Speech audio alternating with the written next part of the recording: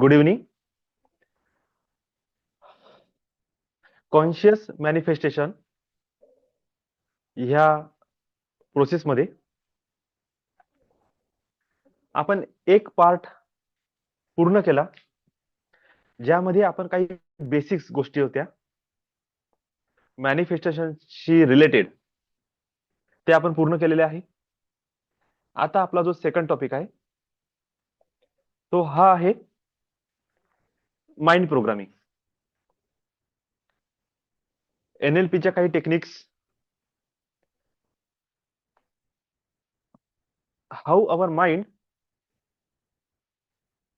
Programme for auto mode, म्हणजे automatically आपण कसे रिस्पॉन्स देऊ किंवा आपण ऑटोमॅटिकली आपली काय रिॲक्शन असेल हे आपल्या माइंडने ऑलरेडी काय करून ठेवलेलं आहे, प्रोग्राम करून ठेवलेलं आहे.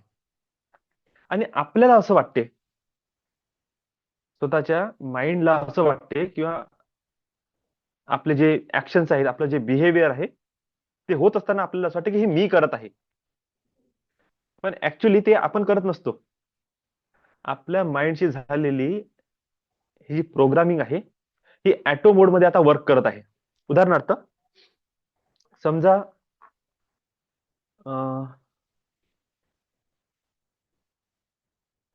असं समजू की आता आपण सगळेजण बसलेले आहे आणि मी माझ्याबद्दल तुम्हाला सगळ्यांना कुतूहल आहे की बाबा हे सर आहे, त्यांना ह्या या प्रकारचं नॉलेज आहे किंवा जे काही आहे माझ्याबद्दल खूप सारं तुमच्याकडे एक नॉलेज आहे, एक गायडन्स मी देऊ शकतो, मी सजेशन देऊ शकतो, याबद्दल तुम्हाला इन्फॉर्मेशन मिळालेली आहे. आणि मनामध्ये तुम्ही एक प्रकारे कुतूहल पण तुमच्यात आहे की आपला नंबर लागला पाहिजे, यांच्याशी आपल्याकडून गायडन्स मिळाला पाहिजे. आणि सडनली मी अचानक काय केलं, कोणीही एका व्यक्तीला म्हटलं, कोणाचं तरी नाव घेऊन घेतलं. उदाहरणार्थ मी समजा आपले मनीष सर आहे, मी त्यांचं एकदम नाव घेतलं आणि म्हटलं की मनीष सर, मला तुम्हाला भेटायचं आहे सडनली. किंवा मी हे म्हटलं की सर उद्या तुमची अपॉइंटमेंट आहे, तुम्ही मला भेटायला या. आता मनीष सर जी पहिली रिॲक्शन देईल ते रिॲक्शन वरून ठरेल की यांची माइंडची प्रोग्रामिंग काय आहे. म्हणजे उदाहरणार्थ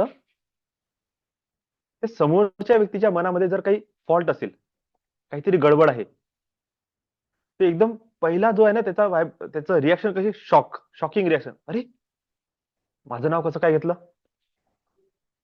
आता नेमकं मला उद्या काय विचारणार.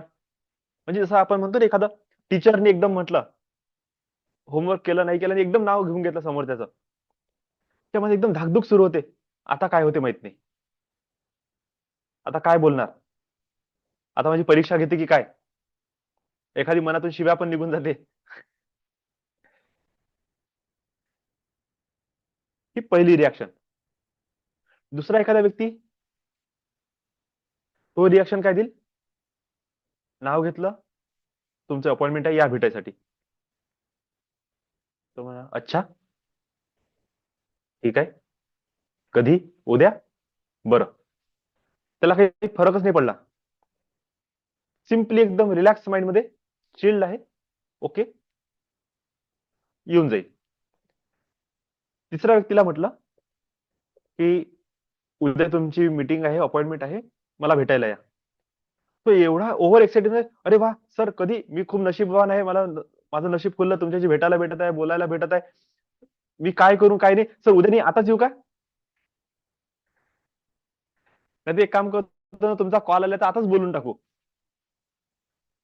म्हणजे एवढं सुपर एक्साइटेड. आता तीन व्यक्ती एकाच सिच्युएशनला तीन प्रकारे रिॲक्ट करत आहे.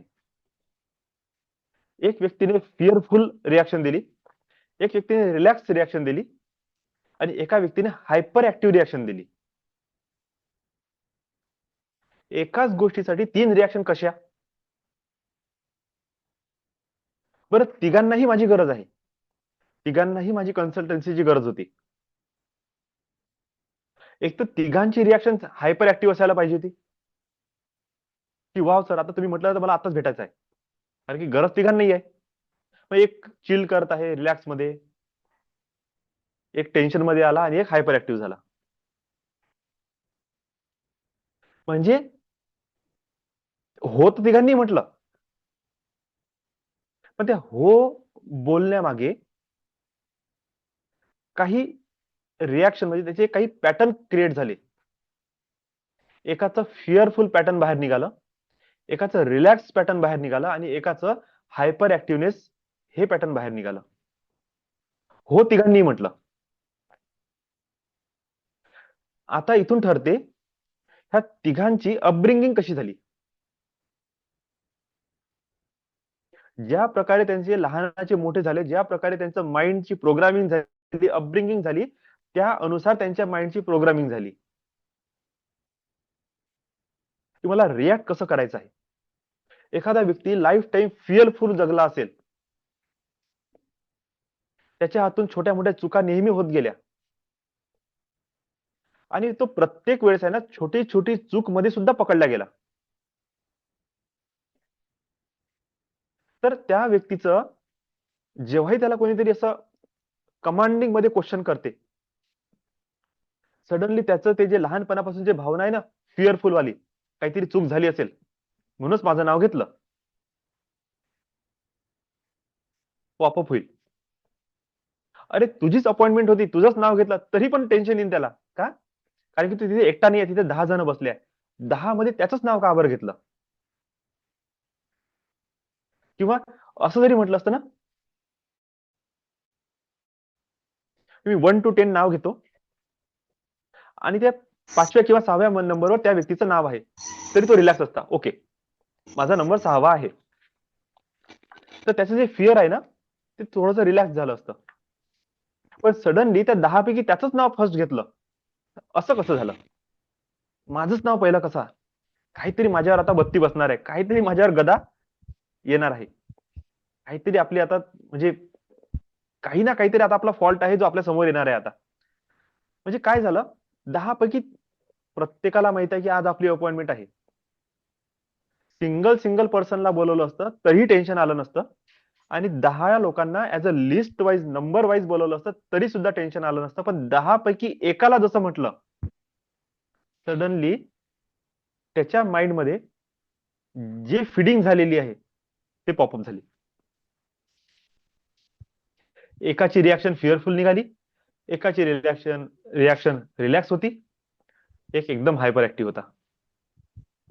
आणि त्या अपॉइंटमेंट मध्ये असं म्हटलं की 1 तासानंतर तुम्हाला भेटायचं आहे. आता फिअरफुल वाल्याने 1 तासभर विचार करत राहील काय चुकलं माझं,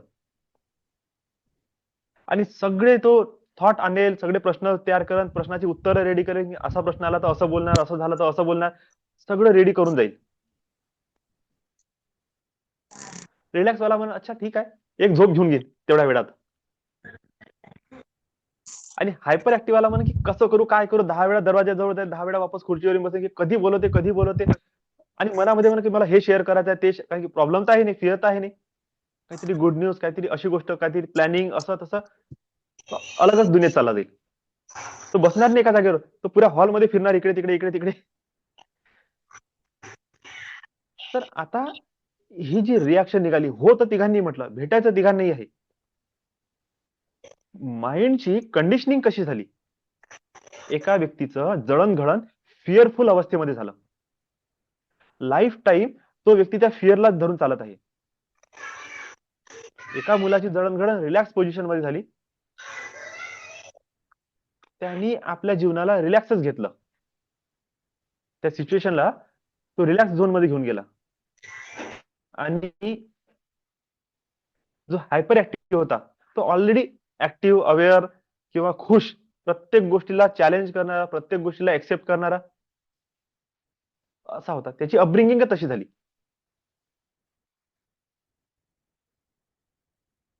आता अशा पोझिशन मध्ये प्रत्येकाला काय वाटते, मी जे करत आहे ते बरोबर आहे. जो फिअरफुल व्यक्ती आहे तो काय म्हणे, ओके ही रिॲक्शन सहज आहे माझ्यासाठी, कारण की त्याच्यासाठी ते बरोबर आहे. ऍक्टिव्ह वाला काय म्हणे की ही रिॲक्शन माझी बरोबर आहे, रिलॅक्स वाला काय म्हणे ही माझी बरोबर आहे. पण जो तिघांनाही ऑब्झर्व करत आहे तो तीनही व्यक्तीमधला डिफरन्स बघत आहे.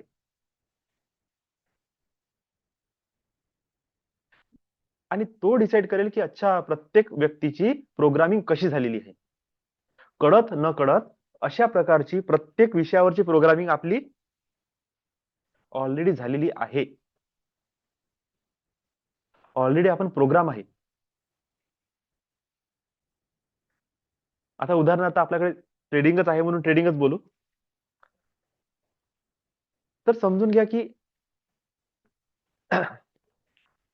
ट्रेड आपण करत आहे आणि एखादी न्यूज आली. 8 वाजता न्यूज आहे की 8 वाजता मार्केटमध्ये काहीतरी मोठं मुवमेंट येणार आहे आणि न्यूज माहित झाली 6 वाजता. आता हे 3 व्यक्ती आहे ना, 3 प्रकारे विचार करतील. हा फिअरवाला व्यक्ती 6 वाजतापासून तर 8 वाजेपर्यंत थॉट मध्ये जाईल की अरे काय होणार मार्केटमध्ये, अप जाईल डाऊन जाईल, कसं होईल, काय होणार, मी कितीचा लॉट साईज लावू, कसं करू, काय करू, भयंकर प्लॅनिंग. आणि त्या फिअरफुल व्यक्ती काय करेल, जे जुने त्याचे अनुभव आहेत त्याला तो घेऊन येईल. यात प्रत्येक वेळेस असंच होते, न्यूज येते म्हणजे मार्केट अपवर जाणार आहे आणि ऍक्च्युअल मध्ये डाऊन मध्ये जाते. ह्यावेळेस नेमकं काय होणार, मी बाय लावू की सेल करू. पण मी जेव्हा जेव्हा सेल केलं 5 मिनिटात तो पुन्हा वरत गेला, मी 5 मिनिट वेट करू का? 5 मिनिटामध्ये जर समजा तो वर नाही गेला तर माझी मोमेंट सुटून जाईल, तो आणखी खाली जाईल, तर मला जे बेनिफिट भेटायचं भेटणार नाही. म्हणजे तो इतके विचार करण 8 वाजेपर्यंत. आणि 8 जेव्हा वाजणार तो ऍक्च्युअली विचार करू करू इतका फ्रस्ट्रेटेड झाला राहील की चुकीचा ट्रेड लावणार. एक व्यक्ती चिल्ड आहे, अच्छा 8 वाजता ना, ओके बघून घेऊ.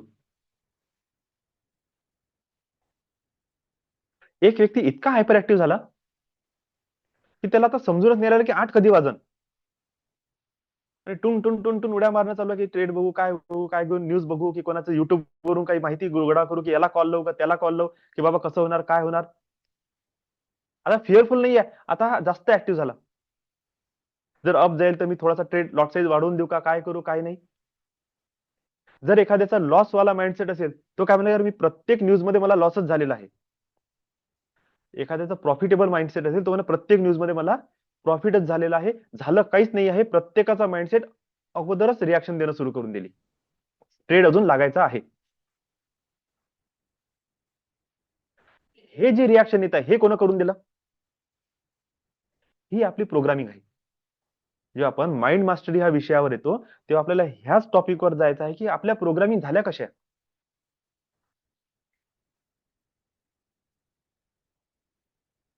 जसं उदाहरणार्थ माझ्यासोबत एक घटना घडते आणि काय आहे माहित नाही, पण सांगतो तुम्हाला, पर्सनल गोष्ट आहे, माझी आणि माझ्या वाईफची गोष्ट.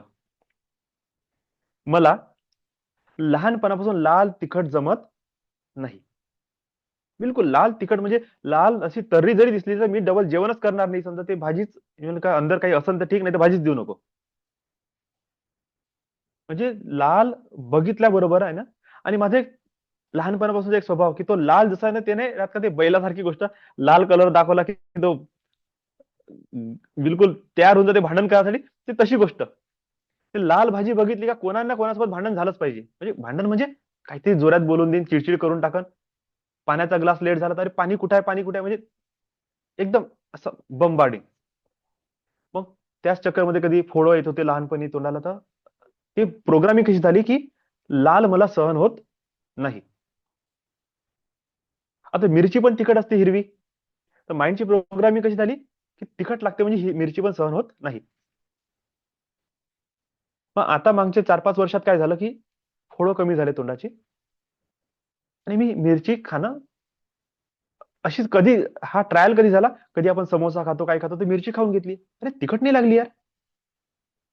मग घरी आणखी ट्रायल घेतला, मग ठेचा खाऊन बघितला, अरे तर अख्खं जेवण ठेच्या सोबत करता तिखट नाही लागत आहे, पण लाल रस्त्याची भाजी किंवा हलकंसं तिखट घेतलं की जमून नाही राहिलं. मग लग्न झालं आणि अपोजिट पात्र जीवनात आलं. तिला लाल किती द्या, काहीच म्हणजे काही होत नाही. आणि हिरवी मिरची खाल्ल्याबरोबर प्रॉब्लेम आहे. म्हणजे बघा आम्ही दोघं जण आहे, कशी कशी मॅचिंग जमली. म्हणजे मॅचिंग म्हणजे कसं, किती एक्झॅक्टली अपोजिट एनर्जी. माइंडसेट बघा किती एक्झॅक्टली मॅच करून राहिला. कशी अपब्रिंगिंग झाली देव जाणे. तिला हिरवं सहन होत नाही, मला लाल सहन होत नाही.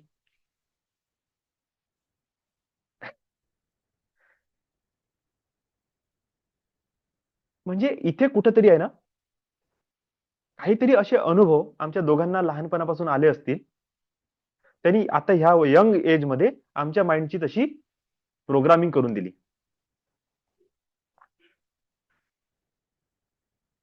की जेवताना काहीतरी तिखट पाहिजे म्हणून ते लाल मिरचीवर तेल टाकून जेवण करणार, पण ठेचा जास्त खाऊ शकणार नाही. आणि मी हिरव्या मिरच्याची ठेचा करून त्याच्यात तेल टाकून मी जेवण करणार. पण जेव्हा एखाद्या पंगत मध्ये बसलो तर माझी फर्स्ट रिॲक्शन काय रे, लाल बघून? नाही रे बाबा, भलेही ती भाजी फिक्की आहे, पहिली रिॲक्शन काय निघाला, नाही. आणि शिमला मिरचीचा जरी ठेचा असला, जे बिलकुल तिखट राहत नाही, तरी माझ्या वाईफची पहिली रिॲक्शन काय राहील, नाही. ती फर्स्ट रिॲक्शन कुठून निघून राहिली, माइंडची काय झालेली आहे, प्रोग्रामिंग झालेली आहे. रिझल्ट नंतरचा गोष्ट आहे, पहिलेच तुमचं माइंड रिॲक्ट करून गेलं. तर आता आपल्याला ह्या सगळ्या टॉपिकला इथून पुढचे काही दिवस याच्यावरच चालायचं आहे की कन्फ्युज माइंडसेट कसं तयार झालं, लुझरचं माइंडसेट कसं तयार झालं, फेल्युअरचं माइंडसेट कसं तयार झालं, है ना. खूप सारे टॉपिक आहेत. त्याला जर बघतो म्हटलं तर जवळपास 10 ते 12 टॉपिक मी केलेले आहे. Complainer, action taking, लुझर, negativity, confuse, past memories. आपल्या माइंडमध्ये काही अशा गोष्टी आहेत ज्या आपल्याला स्टॉप करतात.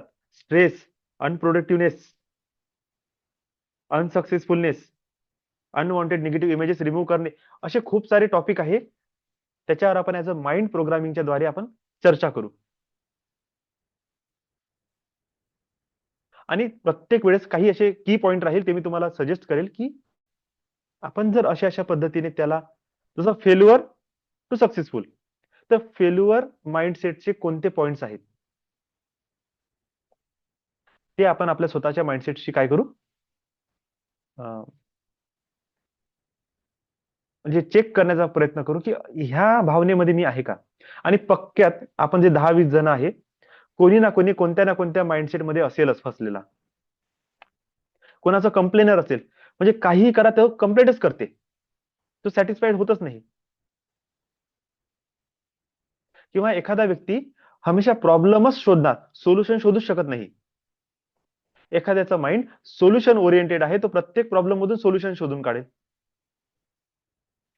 एखादा व्यक्ती कितीही चांगली गोष्ट द्या, त्याच्यामध्ये निगेटिव्हिटी शोधून काढेल. एखादा व्यक्ती प्रत्येक निगेटिव्ह सिच्युएशन मध्ये पॉझिटिव्हिटी शोधून काढेल. म्हणजे नेमकं काय आहे, हे तुमचं माइंडसेट आहे आणि आपल्याला याच्यावर वर्क करणे अति आवश्यक आहे. आज मी एक छोटासा, म्हणजे असंच युट्यूबवर व्हिडिओ बघत होतो, तर त्या सरांचा एक कोल्हापूर मधली एक कंपनी आहे, काही असेल इन्व्हेस्टमेंट वाली, तर ते ट्रेडिंग आणि स्टॉक मध्ये इन्व्हेस्ट करतात. त्यांनी एक प्रोग्राम ठेवला की बाबा मी माझ्याकडून तर तुम्हाला टिप देतो, स्टॉकचे काही सजेशन्स देतो, तुमची ट्रेनिंग करून घेतो, मनी मॅनेजमेंट, माइंड मॅनेजमेंट हे सगळं काही शिकवतो. पण आपल्याला आपली एनर्जी सुद्धा मॅनेज करायची आहे. आणि ट्रेडिंगच्या विश्वातले चांगले चांगले बुक, चांगले चांगले ऑथर आणि एक्सपर्ट लोक हेच म्हणत आहे की trading is a 20% knowledge base, skill base आणि 80% माइंड बेस. तर त्याच्यावर त्यांनी बोलणं सुरू केलं की 80% कसं, ठीक आहे, 20% स्किल आहे, टिप कोणीतरी देऊन देईल, कोणीतरी सजेशन देऊन देईल, तुम्ही त्याला फॉलो करणार. पण रेस्ट 80% एरिया म्हणजे काय, तर इमोशनला मॅनेज करणं आहे, फिलिंग्सला मॅनेज करणं आहे, स्ट्रेस मॅनेज करणे आहे. तुमची हे जे आता मी म्हटलं नाही माइंड मास्टरीचे जे टॉपिक सांगितले, कोण कोणत्या कोणत्या टॉपिक मध्ये जगत आहे, ते कसं चेंज करायचं. एक त्यांनी एपिजेनेटिक्स सांगितलं, ही सुद्धा वर्क करते. थ्रू जेनेटिक्स, थ्रू डीएनए कोणत्या गोष्टी ओपन अप होत आहे. तुमची थॉट प्रोसेस तुमच्या डीएनए ला कसं श्रिंक करते. आणि ऍक्च्युली आहे डीएनएचं कॉम्प्रेशन आणि एक्सपान्शन हे नोटीस केले गेलेलं आहे की निगेटिव्ह कमांड तुमच्या डीएनए ला श्रिंक करत जाते, पॉझिटिव्ह कमांड तुमच्या डीएनए ला ओपन करत जाते. रिॲक्शन कोण ठरवते? तुमचे जीन्स. तुमची जेनेटिक्स कशी आहे त्यानुसार ते रिॲक्शन ठरवते की तुमचे आई वडील तुमचे बापदादे कसे रिॲक्शन करत होते तसेच तुम्ही पण रिॲक्ट कराल. डीएनए काय ठरवेल तुम्ही एक्सपांड करताय की श्रिंक करत आहे. अशा 6-7 गोष्टी त्यांनी सांगितल्या की हे तुमच्या माइंडमध्ये वर्क करते. हे ऑटो प्रोग्रामिंग हे वर्क करते. आणि सगळ्यात महत्वाचं कोहरन्स. कोहरन्स म्हणजे जे आपण म्हटलं होतं त्या दिवशी मागे सांगितलं की हे दोन्ही एका लय मध्ये चालणे आणि हे असे चालणे. जेव्हा कोहरन्स म्हणजे दोन्ही एनर्जी समान चालत आहे, म्हणजे तुमची बॉडी एनर्जी, तुमची माइंड एनर्जी आणि मनी एनर्जी जेव्हा कोहरन्स मध्ये आहे, समान स्तरावर जेव्हा चालत आहे, तेव्हा तुम्ही जे मॅनिफेस्ट कराल, जे विचार कराल ते मॅनिफेस्ट होऊन जाईल. आता नेमकं ट्रेडिंग ह्या विषयाला धरून प्रत्येक व्यक्ती कशी कशी रिॲक्शन देते, लहानपणापासून त्याची अपब्रिंगिंग काय झालेली आहे, समाजाने लोकांनी ट्रेडिंग बद्दल त्याला काय गोष्टी त्याच्या माइंडमध्ये भरल्या, त्याचा पर्सनल अनुभव काय सांगते, त्याची काही लॉस होण्याची भीती आहे का, पैशाप्रती अतिमोह आहे का. खूप साऱ्या अशा गोष्टी आहेत, छोट्या छोट्या छोट्या छोट्या गोष्टी की त्या तुमच्या ऍक्शनला, तुमच्या बिहेवियरला काय करताय, म्हणजे त्याच्यामध्ये आपण काय म्हणतो त्याचं इम्पॅक्ट टाकत आहे, तुमच्या बिहेवियरला इम्पॅक्टफुल करत आहे. कसं तुम्ही वर्तणूक कराल, कशा प्रकारचे तुम्ही ऍक्शन घेणार, काय तुमच्या आतमध्ये प्रोकास्टिनेशन आहे, उद्या करू आज नाही करू करता करता वर्ष निघून गेलं पण कधी केलंच नाही. तुम्ही हायपर ऍक्टिव्ह आहे, म्हणजे गरज पण नाही आता करायची तरी करून टाका, गरज नाही ट्रेड घ्यायची तरी घेऊन टाका.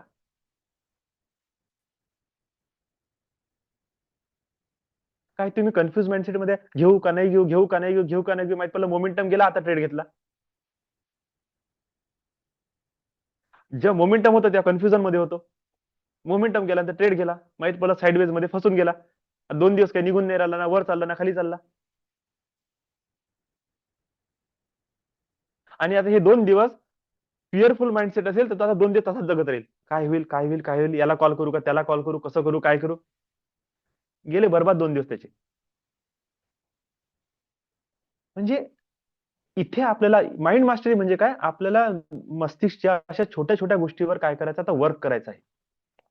आणि हे निवड ट्रेडिंगची गोष्ट नाही, ट्रेडिंग हे उदाहरण घेतलं आपण, जीवनाच्या प्रत्येक क्षेत्रामध्ये आपण असंच अलर्ट असतो, अशाच प्रकारे आपण ऍक्शन घेतो, अशाच प्रकारे आपण रिॲक्शन देतो छोट्या छोट्या गोष्टीमध्ये सुद्धा.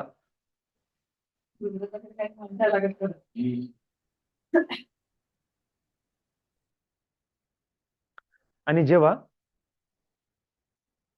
आपण म्हणतो की मला मॅनिफेस्टेशन करायचं आहे, काय ह्याच सगळ्या गोष्टी मॅनिफेस्टेशन प्रोसेसला सुद्धा अफेक्ट करत आहे, तो नक्कीच करत आहे. एखादा व्यक्ती कारला हा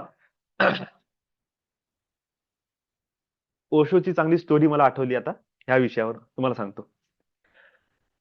त्यांनी त्यांच्या लेक्चरमध्ये मन हे कसं चालते यावर त्यांनी उदाहरण दिलं होतं. एका ट्रेनमध्ये एक यंग पोरगा ट्रॅव्हल करत आहे, आणि त्याला वेळ किती झाला त्याच्याकडे घड्याळ नाही, त्याला वेळ किती झाला ना ते बघायचं आहे. समोर एक एजेड पर्सन आहे, त्यांच्या हातामध्ये घड्याळ आहे. तो त्यांना विचारते, अंकल टाइम क्या हुआ? तो की त्याला बघते, इग्नोर करते, डायरेक्ट आन्सरच देत नाही. पुन्हा विचारते, सर टाइम काय झाला? तो पुन्हा बघते, आन्सर देत नाही. पोरगा तिसऱ्यांदा विचारते, तो पुन्हा अवॉइड करते. म्हणजे तिसऱ्यांदा तो बघतच नाही त्याच्याकडे.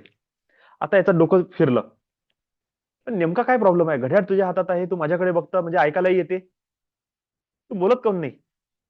म्हणलं, सर काही प्रॉब्लेम आहे का? बोलता येत नसेल तसं सांगा, नाही तर घड्याळ तरी दाखवा, मी स्वतः बघून घेईल की टाइम किती झाला. नंतर तो काय बोलते, की बघ, टाइम तुला सांगायचा नाही हा माझा प्रॉब्लेम नाही, पण जर मी तुला टाइम सांगितला, तू म्हणशील अच्छा, मग तू त्याच्यावर रिॲक्शन देशील, त्याच्या मला ह्या ह्या वेळेला ह्या ह्या ठिकाणी उतरायचं आहे. मग तू मला विचारशील, सर तुम्हाला कुठे जायचं आहे? मग मी तुला सांगणार मला इथे इथे जायचं आहे. बाय लक तू पण त्याच एरियातला निघाला, तर अरे वा सर मी सुद्धा तिकडेच राहतो. मग थोड्या वेळाने म्हणशील का नेमकं कुठे राहता? मी माझा सेक्टर सांगणार, तुमचं अरे वा सर मी सुद्धा त्याच सेक्टरमध्ये राहतो. मग तू थोड्या वेळाने तुमचा एरिया कोणता? तू म्हणशील की माझा हा हे लोकॅलिटी, माझा हा एरिया आहे. अरे वा सर बाय लक तू पण तिथलाच निघाला, किंवा तुझा मित्र तिथला निघाला. तुझला त्या एरियामध्ये कोणती कॉलनी? अरे वा सर माझा फ्रेंड एक्झॅक्टली त्याच कॉलनीमध्ये राहते, माझं येणं जाणं चालूच असते. मग तू त्या कॉलनीत येणार, मग तू मला विचारणार की सर कॉलनीमध्ये नेमका कोणता बंगलो नंबर किंवा फ्लॅट नंबर कोणता? आणि एक वेळा जर मी तुला फ्लॅट नंबर सांगितला, तू मला शोधत शोधत येशील, सर आपण ट्रेनमध्ये भेटलो होतो, ओळखलं का मला? मी म्हणणार हो. माणुसकीच्या नात्याने तुला घरी बोलवणार, मग चहा पाणी देणार. माझी बायको मरण पावलेली आहे, माझी मुलगी आहे, ती तुला चहा पाणी देणार. आणि एक्झॅक्टली माझ्या मुलीचं वय तुझ्याच एवढा आहे. चहा पाणीच्या बहाण्याने तुमची चर्चा होणार. ती कॉलेजला घराच्या बाहेर जाते, मग तू तिच्यावर लक्ष ठेवशील. चालता बोलता तुझी तिच्याशी, कारण की चहा दिलेला आहे, ओळख झालेली आहे, तुम्ही कॅन्टीन मध्ये चहा पिणार, पेता पेता तुमचं अफेअर होईल.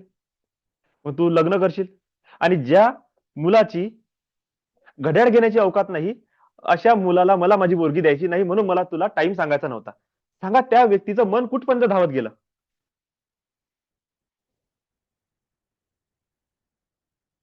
हे आहे आपलं मन. आणि या मनाला कंट्रोल करणे हेच माइंड मास्टरी आहे. हे जे धागे असे फाटे फुटत जाते ना, कारण नसताना. पोरगी एवढीशी, 7 वर्षाची, 8 वर्षाची, 10 वर्षाची, लग्न होणाऱ्या 25व्या वर्षी, 25व्या वर्षी होणाऱ्या लग्नाचं टेन्शन आज बाप 10 वर्षाच्या मुलीच्या लाईफ मध्ये आतापासूनच घेत आहे.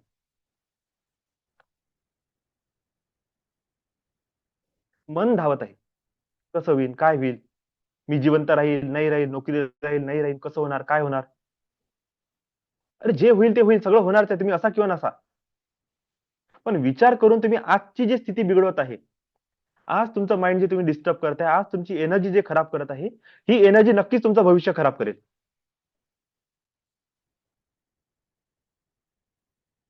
आणि वर्तमान तर होऊनच राहिला, पण भविष्य पण खराब होईल. आता ह्या मनाचे हे जे धावते घोडे आहे, हे कसे आवरायचे, हे शिकणं म्हणजे मास्टरी करणे. इमोशनवर, तुमच्या टाइम मॅनेजमेंटवर, तुमच्या फिलिंग्सवर, तुमच्या बिहेवियरला, तुमच्या माइंडमध्ये चालणाऱ्या पॅटर्नला कसं बॅलन्स करायचं, हा सगळ्यात मोठा विषय आहे. आणि जो व्यक्ती इनर मध्ये बॅलन्स नाही, मॅनिफेस्टेशन त्याच्या लाईफमध्ये होणे हे शक्य नाही. मे बी असंही होऊ शकते की तुम्ही प्रचंड पैसा कमवणार, पण तुमचं इनर जे आहे ना, ते काय म्हणत आहे, तू लायकीचा नाही. तर तुम्ही $100चे $1000 करणार आणि एक दिवस 1000ची डायरेक्ट झिरो करणार, म्हणजे 100 पण हातात लागणार नाही, direct zero. May be minus मध्ये चाललं जाईल अकाउंट, त्याला प्लस करायसाठी पहिले 100-200 टाकावं लागेल अगो, तेव्हा ती झिरो होईल.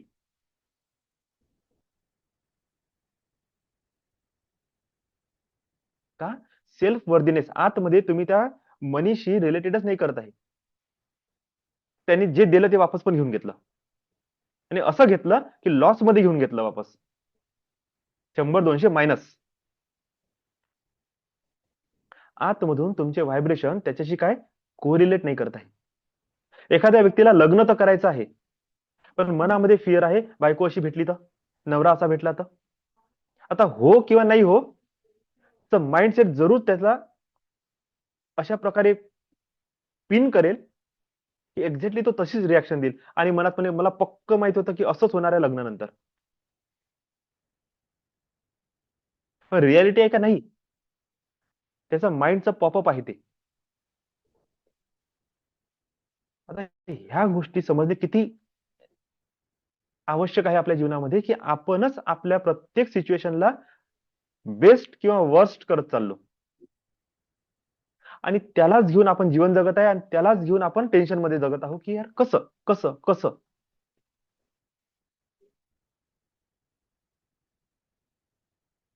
एक तर आपल्याला ते टेन्शन घेणं सोडणे आहे,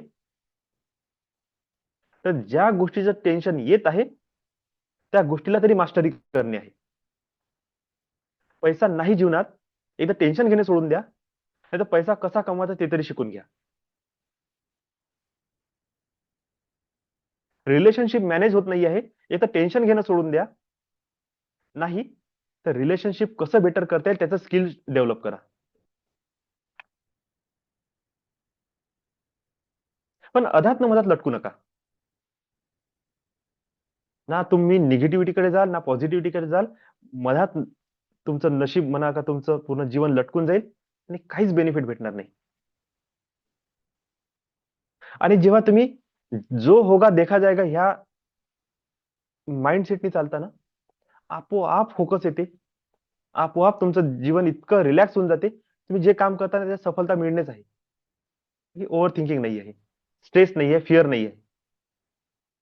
तर आज आपल्याला की ऑफ मॅनिफेस्टेशन हा टॉपिक आपला होता, की मॅनिफेस्टेशन करण्यासाठी आपल्याला नेमके कोणत्या कोणत्या गोष्टीची, त्याच्यावर आपल्याला काहीतरी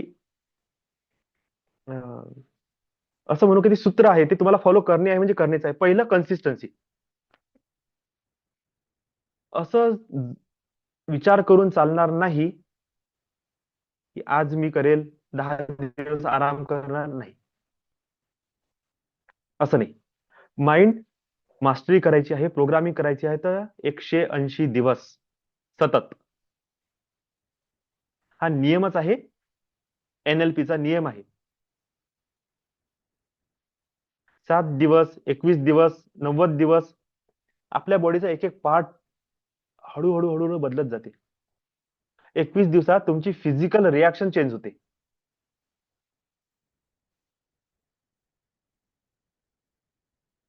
म्हणजे समजा मी असं बोलत आहे, बोलता बोलता माझा उजवा हात जास्त चालत आहे, की उजव्या हाताशी माझं कनेक्शन आहे. आता या उजव्या हाताची सवय तोडून मला डावा हात ऍक्टिव्ह करायचा आहे. जर मी 20-25 दिवस जर सतत ह्या हाताने वर्क करत गेलो, ऑटोमॅटिकली ह्या हाताला सवय होऊन जाईल रिॲक्ट करण्याची. ह्याच गोष्टीला जर मी 40 दिवस, 60 दिवस घेऊन गेलो, नंतर मला स्वतःहून हा डावा हात किंवा हा अपोजिट हँड मला युज करायची गरज पडणार नाही. ऑटो मोड मध्ये हा हात चालेल. आता आपण सायकल वगैरे गाडी चालवताना बघा कसं, पहिले एक हात सोडून बघतो, दुसरा हात सोडून बघतो, मग फक्त सिंगल बोट जरी धरून ठेवलं तरी पण गाडी चालते बघा. आणि जर गाडीचं ते अलाइनमेंट चांगलं असेल ना, तर दोन्ही हात सोडून दिले तरी पण गाडी चालत राहते. पहिल्याच दिवशी हात सोडा बरं. नाही, तुमच्या होल एनर्जी सिस्टमला त्या गाडीसोबत अलाइन होण्यासाठी काही वेळ लागते. रोज रोज रोज रोज जेव्हा तुम्ही त्याची प्रॅक्टिस करता, आपोआप तुमची बॉडी अलाइन होते. इतकी बॅलन्सिंग येते की सिंगल बोट जरी तुम्ही हँडलवर ठेवलं ना, तरी पण ते गाडी बॅलन्स करू शकता. आणि हे होते, आपोआप होते. पण मे बी पहिल्याच दिवशी ट्राय करायला जाल ना, तर गाडी घेऊन पळून जाल तुम्ही. म्हणजे काय झालं, तुमच्या फिजिकल बॉडीला, तुमच्या माइंडला आणि तुमच्या इमोशन्सला, कारण की फिअर पण जनरेट होईल, त्यालाही बॅलन्स करणे आहे. माइंड पण जनरेट होईल, इकडले तिकडले विचार करणार, त्यालाही बॅलन्स करणे आहे.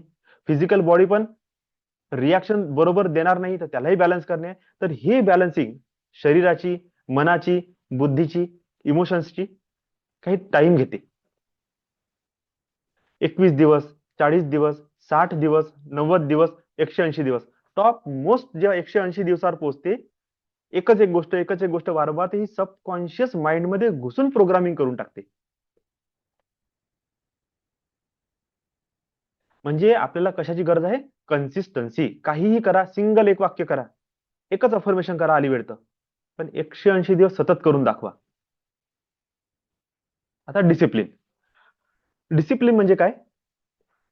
की मी ठरवलं की मला दिवसभरात 1000 चॅन्टिंग करायची आहे. डिसिप्लिन म्हणजे डिसिप्लिन. दुसऱ्या दिवशी 100 करतो, कधी 500 करतो, आता हे जमणार नाही. कन्सिस्टन्सी तर ठीक आहे, तुम्ही रोज बसत आहे, रोज करत आहे, पण कधी 10, कधी 100, कधी 1000, कधी 500 असं नाही. 1000 म्हणजे 1000. Consistence with discipline. तर कन्सिस्टन्सी आणि डिसिप्लिन हे तर मेन की आहे तुमच्या मॅनिफेस्टेशन प्रोसेसमध्ये. आज कितीही त्रास झाला तरी मी माझा पाथ सोडला नाही. होता होता झालं ठीक आहे, कारण मला नॉलेज नव्हतं, तेवढं नव्हतं समजत, नव्हतं गाईड करणार कोणी, दचडत आपटत आलो, कसंही आलो असं, पण पाथच सोडून दिला असता तर. आता समजते की कन्सिस्टन्सी, डिसिप्लिन जर मी ठेवलं असतं तर मे बी इतके वर्ष वाया नसते गेले, थोडेसे लवकर अचीव्ह झालं असतं सगळं काही.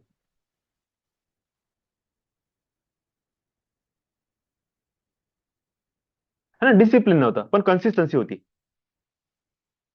आता स्वतःला मी डिसिप्लिन मध्ये आणलं, म्हणजे कसं, मला ते मेडिटेशन करायचं आहे पण मी मॉर्निंग सुरू करून दिली. आता स्वतःसाठी नाही पण तुमच्यासाठी तरी मला बसणेच आहे, पण त्याच्या चक्करमध्ये माझं मेडिटेशन होऊन राहिलं ना, हा माझा प्लस बेनिफिट आहे. आता काय झालं, कन्सिस्टन्सी आणि डिसिप्लिन दोन्ही सोबत चालून राहिले. तिसरा पॉइंट आहे माइंड प्रोग्रामिंग, जो आता आपण हळूहळू इकडे समोर शिकत जाऊ. तुम्हाला हे सगळं करत असताना तुमच्या माइंडची प्रोग्रामिंग पण करणे आहे. तुम्हाला आळस करणे, प्रोकास्टिनेशन करणे, स्ट्रेस घेणे, झोपणे, चिल आउट करणे, म्हणजे मनात आलं तर टीव्ही बघितली, मनात आलं रील्स बघितली, ह्या सगळ्या गोष्टीवर नियंत्रण घेणे आहे. त्यालाच आपण माइंड प्रोग्रामिंग म्हणतो. अभ्यास करायची इच्छाच होत नाही, तर काहीतरी करावं लागेल ज्याच्यामध्ये इच्छा निर्माण झाली पाहिजे. असं धरून जमणार नाही की मला अभ्यास करताना झोपच येते, तर उभ्याने अभ्यास कर, चालत चालत अभ्यास कर. झोप आला तर आपटशील, आपटला की डबल उभा होशील, प्रॉब्लेमच नाही. तेनाली रामाची स्टोरी कोणाला माहितीये का? लहान लेकरांना नसं माहित. काय होतं त्याची स्टोरी? एक शेंडी बांधते ना, दोरी बांधते हा, शेंडीला काहीतरी. शेंडीला. तेच ना. हा, हं, तेच हं. तेच. का?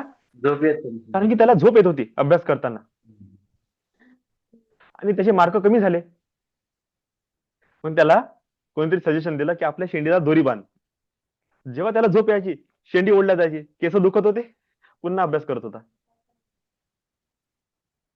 करता करता टॉपर झाला. तेनाली रामा ब्रिलियंट झाले एकदम. त्यांनी स्वतःच्या आळस आणि झोपण्याच्या अवस्थेला अशा प्रकारे टॅकल केलं. असं नाही म्हटलं की आई मला झोप येते मी झोपून जातो. हा, शेंडीला बांधून घेतली.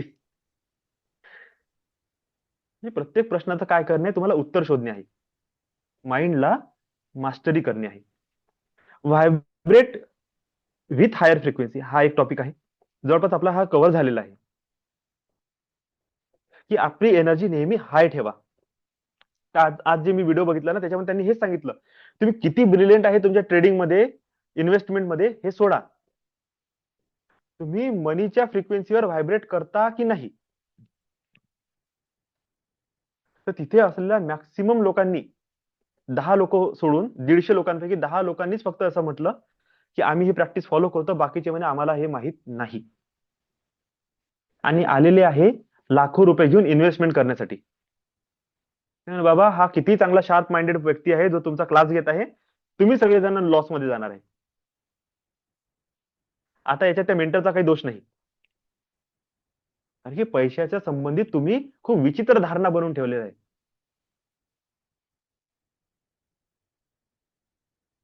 रिझोनेट विथ हायर फ्रिक्वेन्सी हा टॉपिक आपण आपल्याला जवळपास झालेला आहे.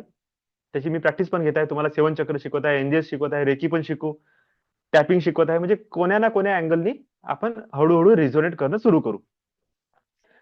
एक सगळ्यात महत्वाचा टॉपिक आहे सेल्फ वर्दीनेस, जो कालही आपण बोललो, आजही बोलू. सेल्फ वर्दीनेस म्हणजे स्वतःची व्हॅल्यू डिग्रेड करता कामा नये. काहीही झालं तरी स्वतःची सेल्फ इमेज ऑलवेज पॉझिटिव्ह आणि स्ट्रॉंगच असली पाहिजे. स्वतःची लायकी तुम्ही स्वतः नाही ठरवणार तर जग ठरवणार नाही. प्रत्येक जण समोरच्याला डिचवण्यासाठी तयार आहे. जर स्वतः स्वतःची काळजी घेणार नाही, स्वतः स्वतःची व्हॅल्यू करणार नाही, तर जगात कोणीही तुमची व्हॅल्यू करणार नाही. I am a brilliant, I am wonderful, I have a strong memory बोलावं लागेल. I have a right judgement, I have a strong intuition power, I know which statement is right or wrong. स्वतःला बोलावं लागेल, तेव्हा तुमची ती self worthiness activate होईल. ठीक आहे. आणि शेवट काही टेक्निक्स, काही टूल्स आपण असे शिकू ज्याच्याद्वारे आपण मॅनिफेस्टेशन कडे समोर जाऊ. काही असू शकते, अफर्मेशन राहू शकतात, विजन बोर्ड बनवणे आहे, स्क्रिप्ट रायटिंग आहे, ग्रुप. आता आपला ग्रुप आहे, आपण ग्रुपमध्ये डिस्कस करताय एकामेकाशी.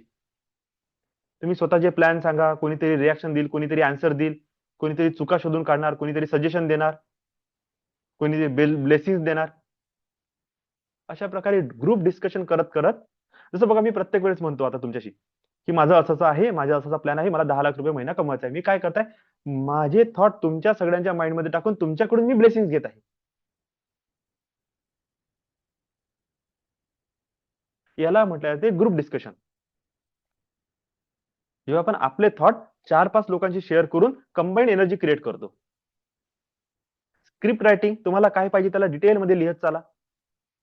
अफर्मेशन करा, स्विच वर्ड्स करा, मेडिटेशन करा. या काही टूल्स आहेत जे आपण वापरणार आहे. ओके, आजचं आपलं सेशन आपण इथे थांबवू. आता हे काही मॅनिफेस्टेशनचे की पॉइंट आहे जे आपल्याला पूर्णपणे शिकणे आहे. Consistency, discipline, mind programming, vibrate with higher frequency, self worthiness आणि काही मॅनिफेस्टेशन टूल्स टेक्निक्सचा आपण यूज करणार आहे. इथून पुढचे 8-10 दिवस टोटल माइंड मास्टरी आहे. How to train your neurons, तुमच्या माइंड मधल्या न्यूरॉन्सला कसं ट्रेन करायचं. How to our mind perceive, आपलं माइंड सगळ्या गोष्टी रिसिव्ह कसं करते. What is conscious and subconscious learning, हे काय आहे त्याला समजून घेऊ. राईट अँकरिंग, अँकरिंग कशी करायची हे सुद्धा आपल्याला समजायचं आहे. आता जर मी असा थंब दाखवला, याचा अर्थ काय आहे. We are ready. आणि असा दाखवला तर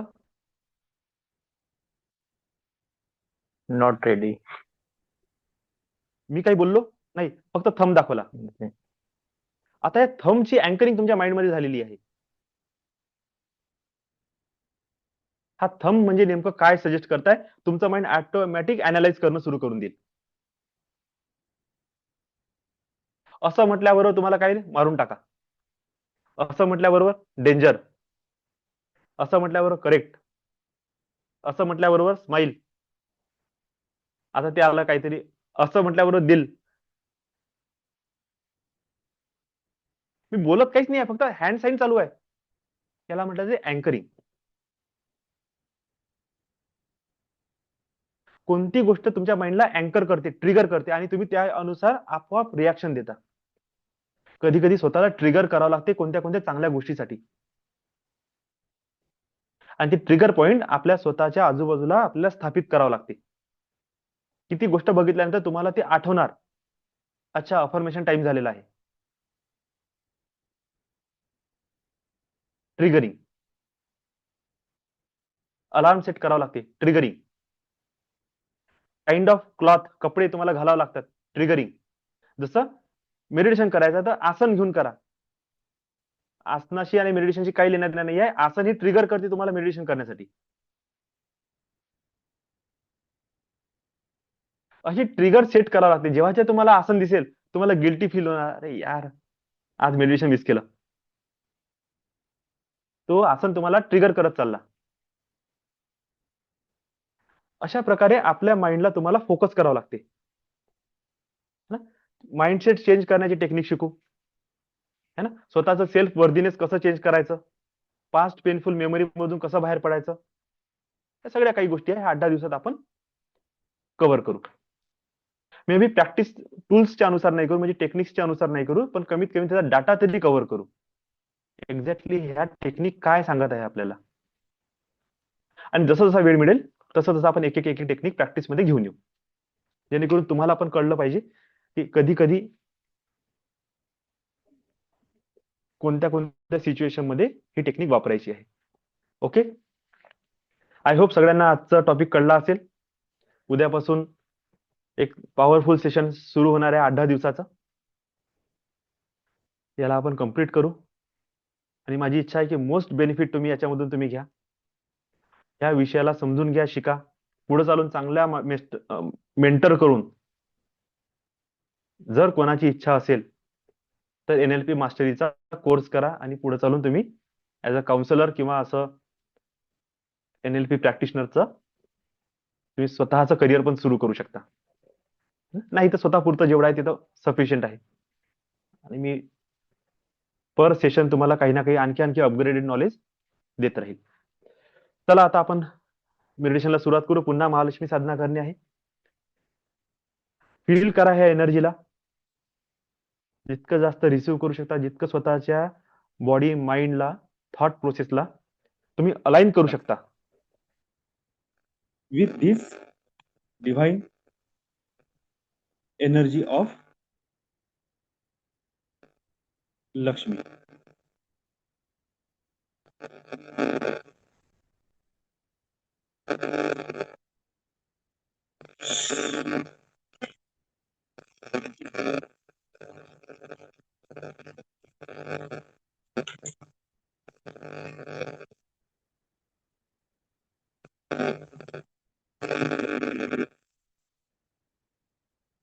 आणि ह्या मंत्रासोबत तुम्ही मॅक्सिमम स्वतःला को रिलेट करण्याचा प्रयत्न करा.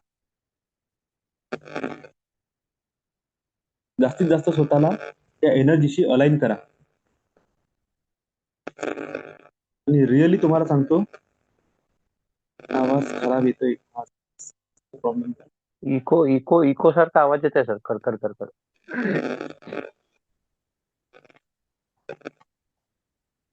म्हणजे तुमच्या आवाजाच्या व्यतिरिक्त ऍडिशनल आवाज.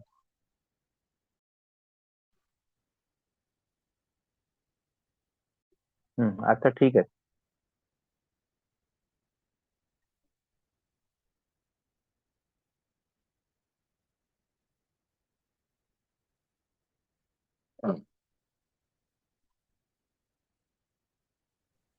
हे मला कळून नाही राहिलं. हे सेशन ऑटोमॅटिक क्लोज होऊन पुन्हा सुरू होते.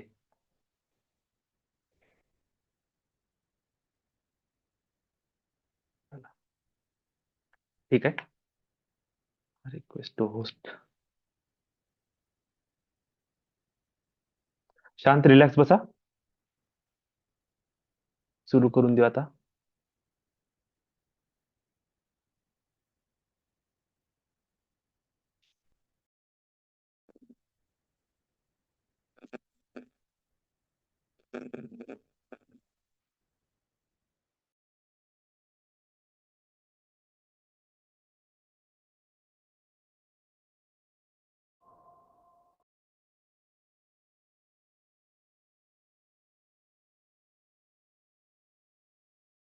ह्या लक्ष्मी मंत्रासोबत माझी अशी इच्छा आहे की प्रत्येकाने खूप छान कोरिलेशन स्थापित करा.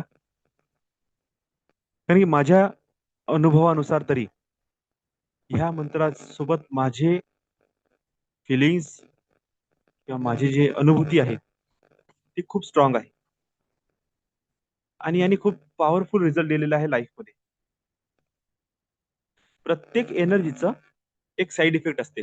साईड इफेक्ट म्हणजे काय होते कसं, की असं समजा की खूप दिवसापासून कपाट तुमचं बंद आहे.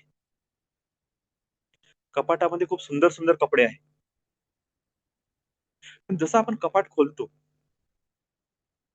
त्या कपड्यामधून एक विचित्र दुर्गंधी बाहेर येते. कपडे खूप सुंदर आहे पण सुरुवातीला एक निगेटिव्ह, एक सहन न होणारा वास बाहेर आला आणि तो वास आला म्हणून तुम्ही काय केलं, कपाटाचे दरवाजे पुन्हा बंद करून टाकले. तर त्या कपाटामध्ये तुमची ज्वेलरी आहे, तुमचे रत्न आहे, तुमचं कॉस्मेटिक आहे, तुमचा पैसा आहे, तुमचे सुंदर कपडे आहे, त्याला तुम्ही एन्जॉय करू शकणार नाही. आणि ज्या व्यक्तीने तो वास, ती दुर्गंधी सहन केली, कपाटाची सफाई केली, कपडे उन्हात वाळू घातले, धुतले, प्रेस केले आणि त्या कपाटाला रेग्युलर यूज केलं, रोज त्याचे दरवाजे खोलले, त्याला हवा लागू दिली, बघा काही दिवसानंतर ती दुर्गंधी तुम्हाला त्या कपाटातून येणार नाही. प्रत्येक साधनेमध्ये असंच काहीतरी होत असते. जेव्हा तुम्ही ती साधना ऑन करता, ऍक्टिव्हेट करता, नेमकं तेव्हा काय होते, तुमचे काहीतरी असे नकारात्मक कर्म सगळ्यात पहिले बाहेर निघते आणि जसे ते कर्म बाहेर पडले आपण त्याला घाबरतो आणि म्हणतो नाही रे बाबा हे आपण करू नये. पण जर तुम्ही त्या निगेटिव्हिटीला साफ केलं, त्याची क्लिन्झिंग केली, रिमेनिंग जे उरलेलं आहे ना ते वन ऑफ द बेस्ट आहे. लक्ष्मी साधना सुद्धा अशीच आहे. कधी कधी कोणाकोणाला कोणाकोणाच्या लाईफमध्ये निगेटिव्हिटी असते. लक्ष्मी साधना करताना त्याला असं फील होऊ शकते की बाबा ही थोडीशी वाढली. पण जर तुम्ही त्या प्रॉब्लेमवर लक्ष न देता क्लिन्झिंग वर लक्ष दिलं, एनर्जीला क्लीन करत गेले, तर हीच साधना तुमच्यामध्ये ट्रिमेंडस ट्रान्सफॉर्मेशन आणून देऊ शकते. ट्रान्सफॉर्मेटिव्ह साधना आहे. तुमची बॉडी, तुमची स्किन, तुमची थॉट प्रोसेस, तुमची इमोशन, तुमची फिलिंग्स, तुमचं बिहेवियर, सर्व काही बदलण्याची ताकद सिंगल मंत्रमध्ये आहे. तुम्ही फक्त त्याची चॅन्टिंग करून बघा. या मंत्राला दिवस रात्र सायलेंट साऊंड मध्ये ऐकून बघा आणि नंतर मिरॅकल बघा. हा मंत्र तुमच्या लाईफला अलग लेवलवर ट्रान्सफॉर्मेशन मध्ये घेऊन येऊ शकतो. फक्त आपल्याला शिकणे आहे हाऊ टू मॅनिफेस्ट. पॉवर देणारी ही साधना आहे.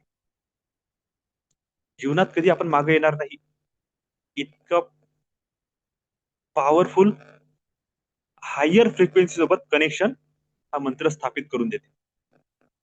ओके, चला आपण सुरू करू. रिलॅक्स, शांत स्थिर बसा.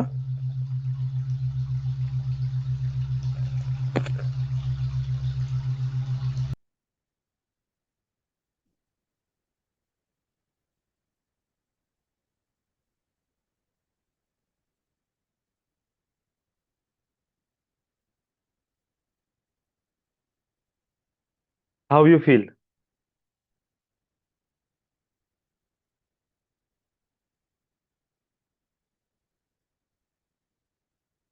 साधना, हा बोला. सर आज मला श्रीयंत्र गोल्डन वालं जे श्रीमृजीच्या वेळेस ते अरे वा. आणि जे असं उभं पण राहते ना श्रीयंत्र दिसलं आज हा मला. हा, आणि एक छान आहे. जे आपलं चालू होतं सांगत होते समोर नाही का ते सगळ्यात सुरुवातीला, तर तेव्हा माझा नेट चालला गेला होता. मग मी एंजलला कोणतं आर्क एंजल मायकलच आहे ना, तर तिला हे हा, केलं. हा. तर माझं नेट चालू झालं सर. म्हणजे मी म्हटलं सर आता म्हणजे आज मला काही ऐकायला नाही मिळणार, आता गेलं म्हटलं हे. आता कोणाला कॉल करून कोणाला म्हणून नेट चालू करून द्यावा माझा नाही का रात्री. तर ते तसं म्हटल्याबरोबर म्हणजे तो नेट म्हणजे चालू झाला. कोणतं? वायफाय? हा माझा नाही नाही, हा आपला जो जीबी संपते ना, संपून गेला जीबी माझा. अरे नेट संपलं काय? हो. आणि मग म्हटल्याबरोबर काय? आलं सर ते. आणि थोडं म्हणजे मी म्हटलं रिचार्ज तरी मारापुरतं तरी आलं पाहिजे बा, म्हणजे रेंज नाही हा का. हा हा तर हा ते हा. आलं तेवढं, आणि मग मी 22 वर्षात रिचार्ज मारून ते आतापर्यंत कंटिन्यू आहे. Lots of blessing. हो. खूप सुंदर, एक नंबर अनुभव. हो सर, मला खूप विशेष वाटलं ते आता. याची स्टोरी आहे. कारण मी छान आहे. मी माझी स्टोरी सांगतो, एक्झॅक्टली सेम स्टोरी. मी मे महिन्यामध्ये अं, हा माझा कोर्स होता, तो मला करायचा होता. आणि माझ्या लाईफचा मला हा चेंजिंग पॉइंट होता, टर्निंग पॉइंट म्हणू आपण. आणि त्या दिवशी शनिवारचा दिवस होता, माझा क्लास होता रात्री. आणि मी ऍक्च्युली मी बाहेर गावी होतो दुसरीकडे, तिथे लाईन नाही, काही नाही. मोबाईल डिस्चार्ज होण्यावर आला. आणि माझी अशी खूप इच्छा होती आतमधून की प्रत्येकासोबत 2 मिनिट बोलणार होते सर. मला असं वाटत होतं की लवकरात लवकर माझा नंबर लागला पाहिजे.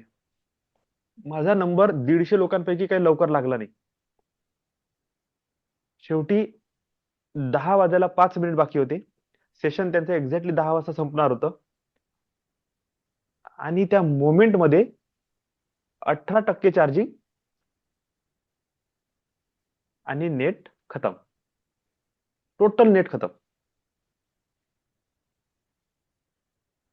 की रिचार्ज करायसाठी मी ओपन केलं, रिचार्ज सुद्धा होत नव्हतं. ते म्हणतात की म्हणजे रिचार्ज करण्यापुरतं पण बॅलन्स नाही आहे. मी मोबाईल ठेवून दिला, चार्जिंगवर लावला, वॉशरूमला गेलो.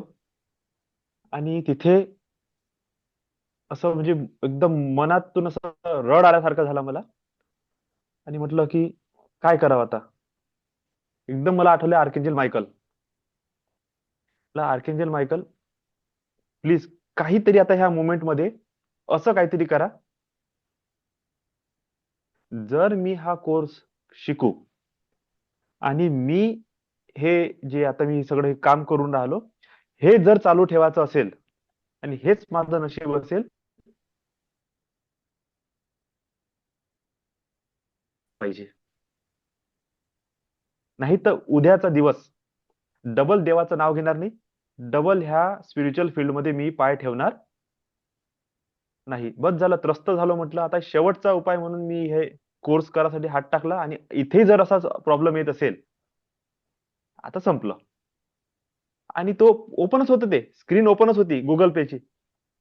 अरे कुठून नेट आलं, कुठून नाही, एवढ्या स्पीडने नेट आलं. तो रिचार्ज डन झाला. त्याच्या चक्करमध्ये 10 वाजून 10 मिनिट होऊन गेले होते.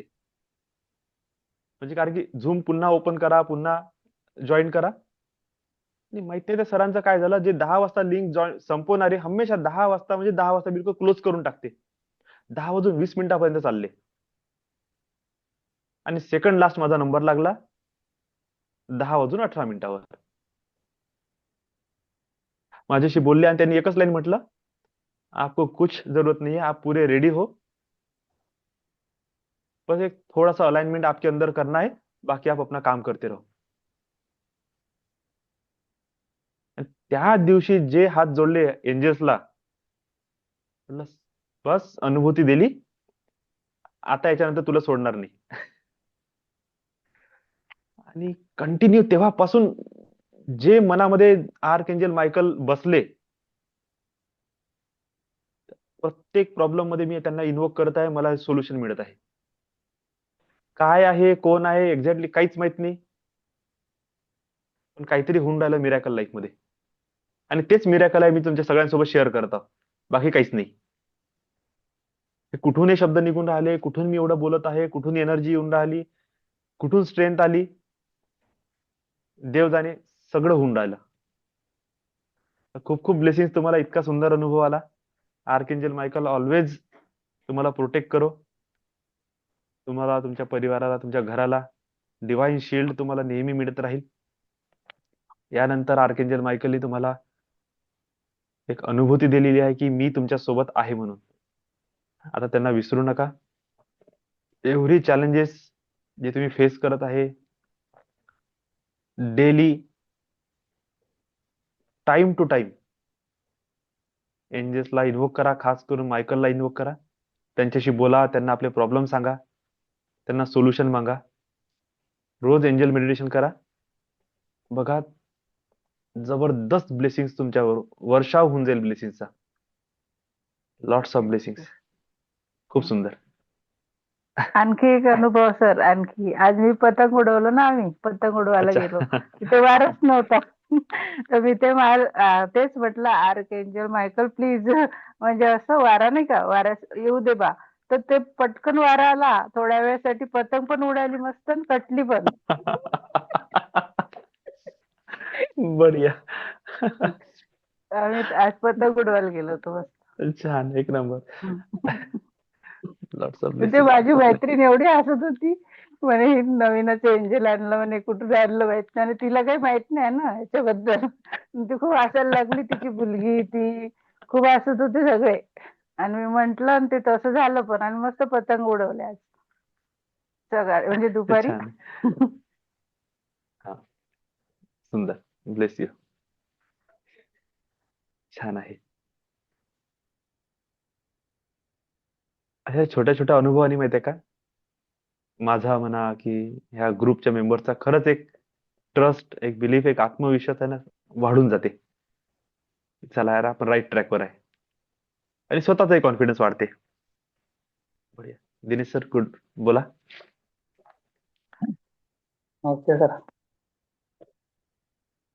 हॅलो. हा, बोला बोला सर.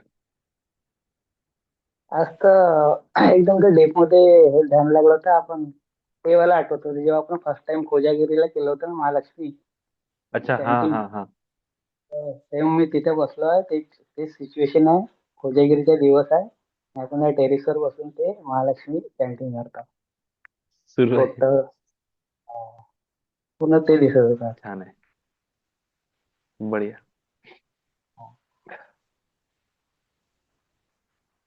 आणखी कोणी?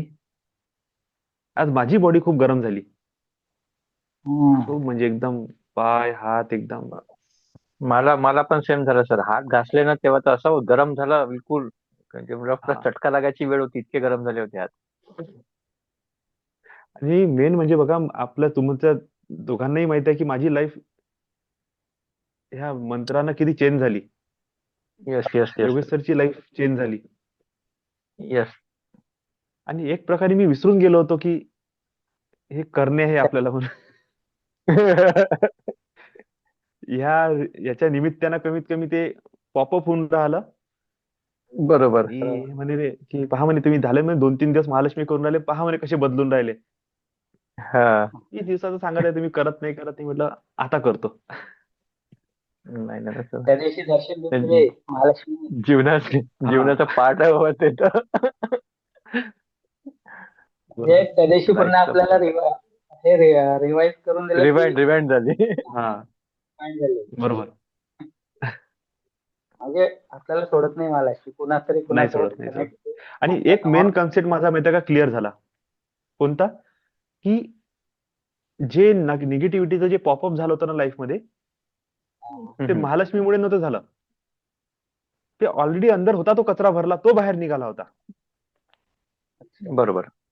आता माइंडला सेट केलं की नाही, ही मनी फ्रिक्वेन्सी आहे, त्याच्यासोबत मी को रिलेट करत नव्हतो, म्हणून हे ऑब्स्टॅकल्स लाईफ मध्ये आले होते त्यावेळेस.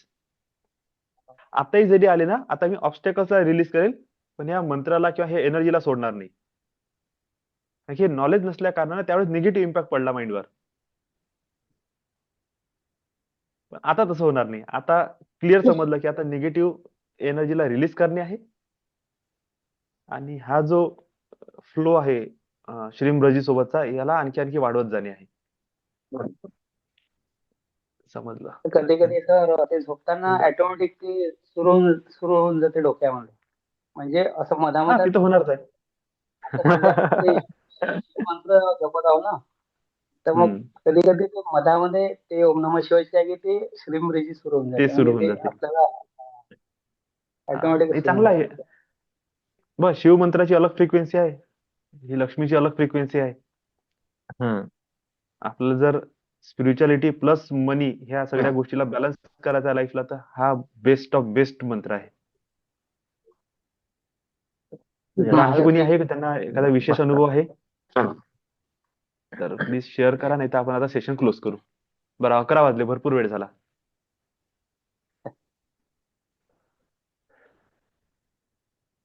चला okay. Lots of love and gratitude.